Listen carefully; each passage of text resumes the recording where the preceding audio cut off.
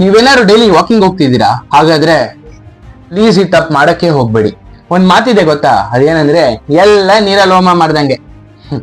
ಅದರ ಅರ್ಥ ಮಾಡಿರೋದೆಲ್ಲ ವ್ಯರ್ಥ ಅನ್ನೋ ತರ. ಹೀಗೆ ನಾನು ವಾಕಿಂಗ್ ಹೋಗ್ಬೇಕಾದ್ರೆ ಸ್ವಲ್ಪ ಜನರು ಅಥವಾ ನಮ್ ಜೊತೆ ಇರೋ ಕೆಲವೊಬ್ರು ವಾಕಿಂಗ್ ಎಲ್ಲ ಮುಗಿಸಿ ಹೋಗ್ತಾ, ಹಿಂಗೇನ ಬೇಕು, ಟೀನಾ ಕಾಫಿನಾ?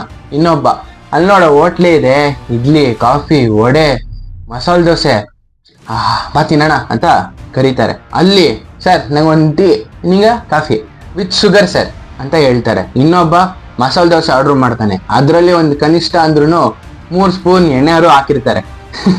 ಅದನ್ನ ಕರೆಕ್ಸಾಗೆ ಒಂದ್ ಹೆಚ್ಚು ಕಮ್ಮಿ ಅಂದ್ರೂ 1 ಅವರ್ ವಾಕಿಂಗ್ ಮಾಡ್ಬೇಕಾಗತ್ತೆ. ಅಂಥದ್ರಲ್ಲಿ ವಾಕಿಂಗ್ ಎಲ್ಲ ಮುಗಿಸಿ ಟೀ ಕಾಫಿ ಇಡ್ಲಿ ವಡೆ ದೋಸೆ ಅನ್ಕೊಂಡ್ ತಿಂದ್ರೆ ವಾಕಿಂಗ್ ಮಾಡಿರೋ ಬೆನಿಫಿಟ್ ಏನ್ ಸಿಗತ್ತೆ? ಎಲ್ಲ ವೇಸ್ಟ್ ಅನ್ನೋ ತರ ಆಗೋಗುತ್ತೆ.